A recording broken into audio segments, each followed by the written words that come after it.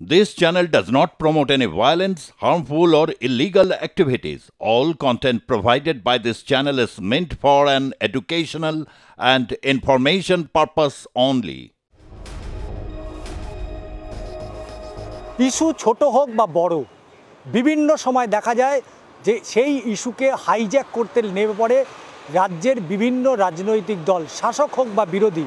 কিন্তু সম্প্রতি বাংলাদেশে যেভাবে একের পর এক ঘটনা ঘটছে, প্রতিবেশী দেশ, প্রতিবেশী রাজ্য হিসাবে এ রাজ্যের কী ভূমিকা হওয়া উচিত?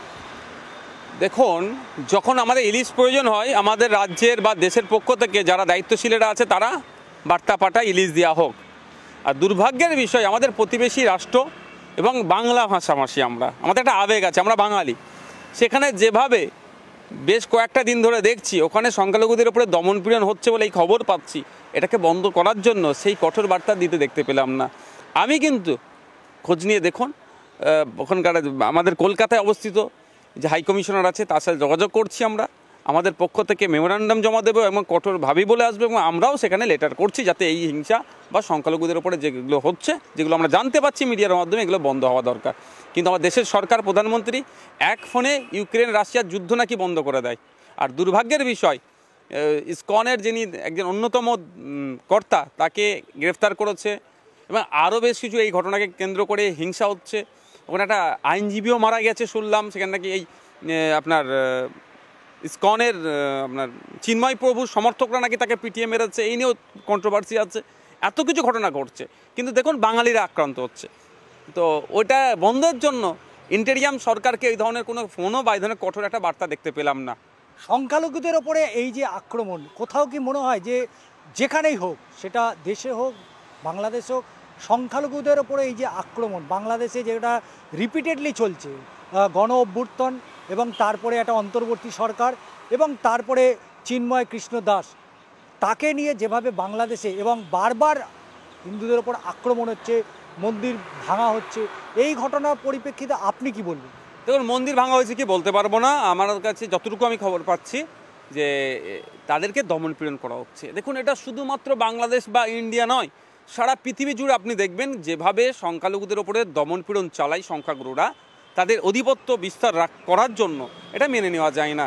জানি না, ইউনাইটেড নেশনের সবসময় বলে বাসস্থান, শিক্ষা, খাদ্য এগুলোকে সুনিশ্চিত করতে হবে, কিন্তু ইউনাইটেড নেশন স্পেসিফিক একটা ডেট করে দিয়েছে, 18 তারিখে সংখ্যালঘু দিবস হিসাবে পালন করে। কিন্তু দুর্ভাগ্যের বিষয়, বাস্তবে ফল কতটা হচ্ছে আপনি আমেরিকা গিয়ে দেখুন, কালো চামড়াদেরকে সাদা চামড়ারা কীভাবে আক্রমণ করছে এবং তাদেরকে কীভাবে দমিয়ে রাখার চেষ্টা করছে। আপনি চলে যান পৃথিবীর বিভিন্ন জায়গাতে, সেখানে কোনো কালচারালি যারা মাইনরিটি তাদের উপরে কেমন আক্রমণ হচ্ছে, ওখানকার মেজরিটি দ্বারা যারা ভাষাগত দিক দিয়ে সংখ্যালঘু তাদের উপরে কেমন আক্রমণ হচ্ছে দেখুন, যারা জাতিগত সংখ্যালঘু তাদের উপর আক্রমণ হচ্ছে, যারা বর্ণগত, যারা ধর্মীয় সংখ্যালঘু তাদের উপর আক্রমণ হচ্ছে।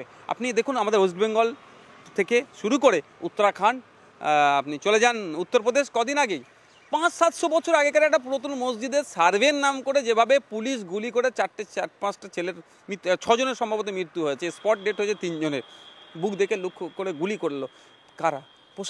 প্রশাসন তাহলে সংখ্যালঘুদের উপরে কী দমনপীড়ন চালাচ্ছে? এটা সারা দেশে চলছে, সারা পৃথিবীতে চলছে, বাংলাদেশে হচ্ছে। এটা বন্ধ হওয়া দরকার।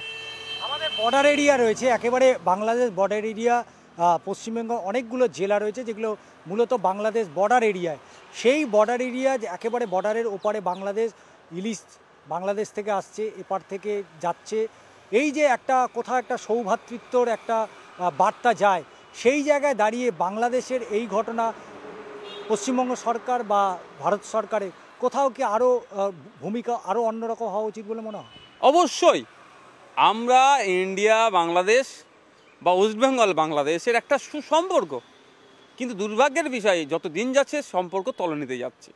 আপনি ভারত সরকারকে দেখুন তো, 2014-এর পর থেকে প্রতিবেশীর কোন রাষ্ট্রের সাথে সুসম্পর্ক আছে? ভুটানের মতো একটা ছোট্ট দেশ, তারা বলছে তাদের জায়গা নাকি ভারতে আছে, তারা বার করে নেবে। ভাবতে পেরেছেন?